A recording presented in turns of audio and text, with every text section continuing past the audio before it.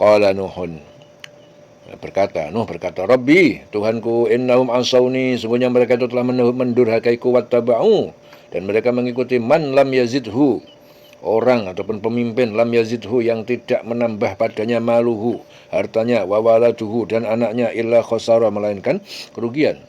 Nuh berkata, Tuhanku, sungguhnya mereka itu durhaka kepadaku, dan mereka itu mengikuti orang yang harta dan anak-anaknya hanya menambah kerugian baginya. Mengikuti orang yang harta dan anak-anaknya itu hanya menambah kerugian baginya.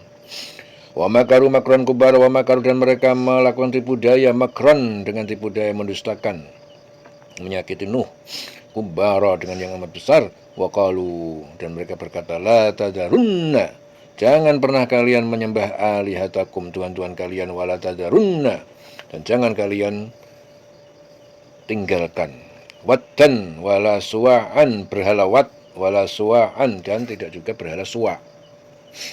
Nama berhala waddan itu berhala, wala suwa'an cuman berhala. Wala yagusa, dan juga berhala yagus, wa ya'uqa, dan berhala namanya ya'uq, wa nasran, dan berhala nasran.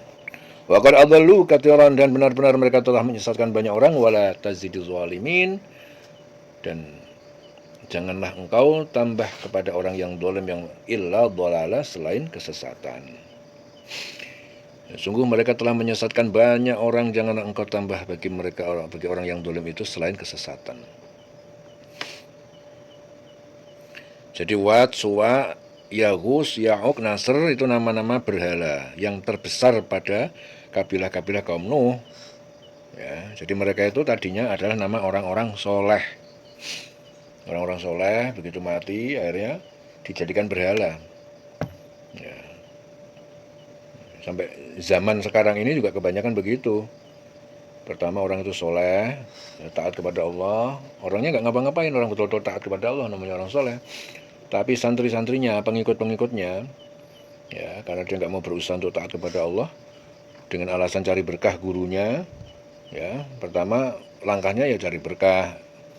Ya memang berdoa di tempat orang-orang yang soleh ya bagus, karena memang orang soleh itu dicintai Allah. Tapi lama-lama dia sendiri hanya mengandalkan kesolihan orang lain, tapi tidak berupaya untuk dirinya sendiri supaya menjadi soleh. Ya sampai-sampai foto gurunya pertama dipampang di rumahnya. Lama-lama ya foto gurunya itu dianggap sebagai sesuatu yang sakti. Ya lama-lama foto gurunya dirubah jadi supaya dia pikir supaya ingat gurunya, terus dibikin bentuk patung-patung. Ya kalau zaman dulu nggak ada foto, jadi patung-patung dibikin. Ya, itu pertama dalam rangka mengingat kesolehan gurunya, tapi lama-lama Allahnya tidak dipentingkan, tidak dianggap, bahkan tidak diyakini tidak ada, yang ada cuma jadi patungnya itu. Jadi lama-lama patung yang disembah. Ya pertama karena apa? Karena terlalu mendewa-dewakan, mengagung-agungkan gurunya. Ya, jadi orang yang jadi kiai itu, jadi guru itu, jangan sampai menjadikan muridnya itu berlebih-lebihan dalam mengagung-agungkan gurunya ataupun kiainya. Nanti lama-lama akhirnya jadi menyembah gurunya, menyembah kiainya. Nah ini penyesatan yang sekarang ini sedang terjadi di masyarakat. Ya, orang tidak sadar. Ya, pertama gara-gara aku ingin mentakdimi guruku, menghormati, iya menghormati bagus. Tapi jangan sampai kalian itu dungkrok-dungkrok di depan. Ya, yang kalian anggap guru itu dungkrok-dungkrok, ya, naik salaman sampai meh kejungkel, itu melebihi takdimmu kepada Allah Subhanahu wa taala. Ya, jelas ya? Ya. Ini kalau sama Allah aja sholatnya nggak bisa, nggak mau merunduk, nggak mau khusyuk, nggak mau dingkluk, ya menghadap kepada Allah, nggak mau betul-betul memuliakan waktunya, memuliakan cara berpakaiannya, memuliakan kesuciannya. Nek sholat madhep ning Allah sembarangan, asal yang penting lakoni cepet-cepetan, ora temenanan. Tapi nek ketemu guru ning dungkruk-dungkruk ning wedi temenanan. Tapi sama Allah nggak pernah takut. Angger sembarangan ae. Nah, sing bener piye? Kepada Allah lebih ya, takdim di atas segalanya, atau gurunya yang lebih diutamakan? Mana yang lebih utama? Nah, kalau kepada gurunya itu kalian itu takdim, memuliakan, kepada Allah di atas segalanya tidak tertandingi. Karena Allah itu Fatirus samawati wal ardh, ya, pencipta langit dan bumi, khaliqu kulli syai', pencipta segala-galanya. Ya. Dia Allah itu hebat, tidak pernah terkurangi kehebatannya. Berkuasa, tidak pernah kurang sedikit pun kekuasaannya. Luar biasa, tidak pernah ada yang menandingi keluar biasaannya. Hanya dia, hanya Allah, Allah, Allah, Allah, Allah, tak. Ya, jangan tergeliur dengan apa yang ada pada diri manusia. Ya, niscaya kalian tersesat. Naudzubillah min dzalik. Ini contohnya dalam Al-Qur'an sudah ada. Ya. Akhirnya umatnya Nabi Nuh itu lebih suka dia. Akhirnya dia yang disembah itu Wat, Suwa, Yagus, Ya'uq, Nasr. Itu adalah berhala-berhala yang mereka sembah. Diajak Nuh kepada Allah nggak mau dia. Ya. Karena yang dia tahu adalah Wat itu dulunya orang soleh. Ya. Balik kalau orang zaman sekarang, sebenarnya nggak soleh tapi etak-etak soleh, pakai serban, bawa tasbih, ya, pura-pura jadi orang soleh sehingga banyak orang yang datang kepada dia. Dia menipu masyarakat, menipu umat, ben didarani dia soleh, ben didarani dia makbul doanya. Orang pada datang ke dia minta tolong, ya. Nah, dia juga pura-pura jadi soleh, ya, ngasih doa itu doa ini. Ujung-ujungnya dia minta duit. Tujuannya dia mencari duit. Tujuannya dia mencari kebutuhan dunia untuk kepuasan dia.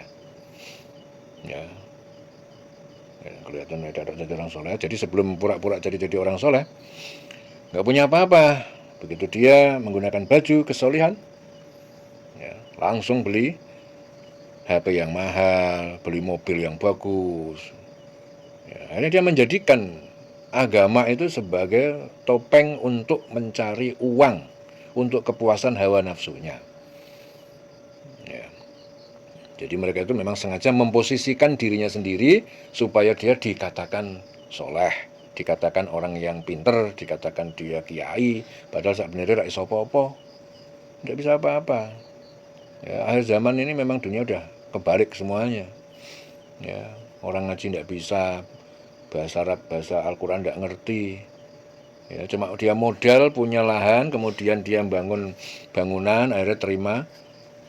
Santri-santri diterima, akhirnya dia mendeklarasikan dirinya sendiri menjadi seorang kiai, padahal ngaji wae ra iso. Ya, sekarang yang terjadi seperti itu. Nah, banyak orang-orang yang datang yang tertipu karena sekarang untuk diketahui bahwa dirinya itu seorang alim, sekarang bukan berdasarkan kemampuan bahwa dirinya betul-betul pintar, tapi berdasarkan apa? Medsos, media sosial. Tergantung medsosnya. Kalau medsosnya sering memuat dia, ya, dengan baju-baju ulama, akhirnya manusia saat dunianya akan ketipu dan bisa menyimpulkan bahwa dirinya adalah ulama yang masyhur, orang soleh, dia orang terkenal. Modalnya medsos, ya, bukan ulama yang sebenarnya. Karena di Indonesia itu tidak ada seleksi keulamaan. Ya, yang penting anggar gelem ketunan putih, tasbihan, kemulan serban, wis dianggap ulama. Kalau di Iran tidak bisa, negara Iran itu negara Islam yang satu-satunya di dunia. Uang kepengen jadi imam musola itu betul-betul diuji ngajine piye, hadise piye, Qur'ane piye, hadise piye, paham apa ora dengan persoalan-persoalan kehidupan. Setelah yang uji siapa? Yang uji imam musola itu ya imam masjid. Ya, tingkatnya luwih dhuwur. Nah, diuji Qur'ane wis bener, pemahaman Islam wis bener, hadise wis bener, menguasai persoalan umat, baru dia diresmikan. Wes sekarang kamu boleh ngimami musola. Tapi kalau di Indonesia sembarangan, ya, ngaji kleru-kleru jadi imam, fatwanya dirungokno, makanya akhirnya apa, nasihat-nasihatnya nabrak-nabrak kabeh. Karena jadi imam tidak teruji kemampuannya. Engko nek imam musola pinter tambah pinter diangkat jadi imam masjid. Imam masjid lebih pinter dari imam musola, ilmunya lebih dhuwur. Lah untuk jadi imam masjid diuji, sing uji sapa? Imam masjid jami. Imam lebih dhuwur neh masjid jami yang menguji imam masjid. Jadi yang paling cendek imam musola, engko luwih dhuwur meneh imam masjid jami. Imam masjid diuji sama imam masjid jami. Ya, padha tingkat kecamatan ya padha ngono kuwi, kabupaten, masjid jami tingkat gubernur, seakan-akan gitulah. Engko imam masjid jami siapa yang menguji? Diuji pemimpin Islam yang paling tinggi. Namanya apa? Namanya Hujjatul Islam. Hujjatul Islam itu adalah pemimpin Islam tertinggi, itu yang uji kemampuannya. Betul-betul mampu enggak dia? Jadi enggak sembarangan. Ya, di sini di Indonesia gampang banget, baru mondok setahun 2 tahun, baru ngerti satu kitab fikih saja, pulang-pulang wis gawe pondok nampa santri, tujuan yang golek duit. Ya. Jelas ya? Bukan untuk menyebarkan agama, untuk menyampaikan Islam yang sebenarnya, bukan untuk menyampaikan Al-Quran yang sebenarnya. Tapi dia hanya cari-cari duit dengan berkedok menjadi seorang kiai. Nah, ini fenomena yang terjadi di Indonesia seperti itu. Ya. Ya. Jelas semuanya? Jadi jangan sampai mendewa-dewakan, menghormati makhluk, ya, melebih-lebihkan cara menghormatinya, ya, sehingga melebihi takzim dan ibadah kalian kepada Allah Subhanahu wa Ta'ala. Kalau tidak Allah tidak, pokoknya begitu. Selain Allah enggak, selain Allah itu makhluk enggak berdaya, lemah, enggak bisa apa-apa, enggak usah didewa-dewakan. Ya, hanya Allah, Allah, Allah, dikit-dikit Allah, selamanya Allah, maha kuat Allah, maha hebat Allah, maha hebat Allah, maha bisa Allah, semuanya Allah, kita bergantung Allah. Selain Allah enggak ada. Wa qad adallu katsiran, dan benar-benar mereka telah menyesatkan orang banyak. Wala tazidiz zalimin, dan jangan engkau tambah tazid, ya, engkau tambah az-zalim, orang-orang yang zalim musyrik itu illa dhalalah, selain kesesatan. Mimma khati'atihim, dikarenakan kesalahan-kesalahan kedurhakaan mereka, uriqu, mereka tenggelam, ditenggelamkan air bah, fa'udkhilu naran, lalu mereka dimasukkan ke neraka, falam yajidu lahum, maka tidaklah mereka menemukan lahum untuk diri mereka min dunillah ansara, dari selain Allah penolong-penolong. Ya, baru ya, karena kedurhakaan mereka ditenggelamkan. Ya, air bah, jadi air dari bumi keluar, dari langit turun, ya, sampai banjir besar, mereka ditenggelamkan dan tidak mendapatkan penolong selain Allah. Wa qala Nuh, Nuh berkata, Rabbi, Tuhanku, la tadar alal ardi minal kafirin, janganlah engkau biarkan di atas bumi ini satu pun orang-orang kafir, dayyara, sebagai orang yang masih hidup. Innaka, sungguhnya engkau, in tadarhum yudillu, apabila engkau biarkan mereka tetap hidup, niscaya mereka akan menyesatkan ibadak, hamba-hambamu. Mereka niscaya akan menyesatkan hamba-hambamu. Wala yalidu, dan tidaklah mereka itu akan melahirkan illa, kecuali fajiron, anak yang durhaka, kafaran, yang sangat kafir. Ya, sungguhnya akhirnya Nuh berkata, Tuhanku, janganlah engkau biarkan seorang pun di antara orang-orang kafir itu tinggal, masih hidup di atas bumi. Yes, mati kabeh wae, jangan sampai ada yang tersisa. Sesungguhnya jika engkau biarkan mereka tinggal, masih ada yang hidup, niscaya mereka akan menyesatkan hamba-hambamu. Mereka hanya akan melahirkan anak-anak yang fajir, yang jahat, durhaka, ya, tidak tahu syukur, kafaran, kafir. Ya, Rabbi ufirli, wahai Tuhanku, berilah ampunan untukku, wali walidayya, dan kepada kedua orang tuaku, waliman dakhala baiti, dan untuk orang yang masuk ke rumahku, ke masjidku, mukminan, sebagai orang yang beriman, walil mukminin, dan untuk mukmin laki-laki yang beriman, wal mukminat, dan perempuan-perempuan yang beriman, wala tazidiz zalimin, dan janganlah engkau tambahkan orang-orang yang zalim kepada orang yang zalim itu illa tabara, selain kebinasaan, kehancuran. Tuhanku, ampunilah aku, ibu bapakku, dan siapapun yang memasuki rumahku dengan beriman, dan semua orang yang beriman, laki-laki, perempuan, janganlah engkau tambahkan bagi orang yang zalim itu selain kehancuran. Ini saking rasanya itu mendidik Nabi Nuh, ya, orang zalim itu.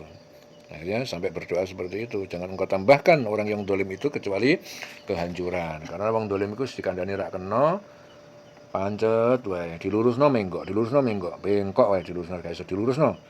Saking jengkele gak iso dilurusno. Wis ya Gusti, muga-muga sing dolim iku wis tidak akan bertambah kecuali dia hancur saja, wis titik. Ya, itu doa terakhir Nabi Nuh, ya. Selesai surah Nuh, dieling-eling selawase.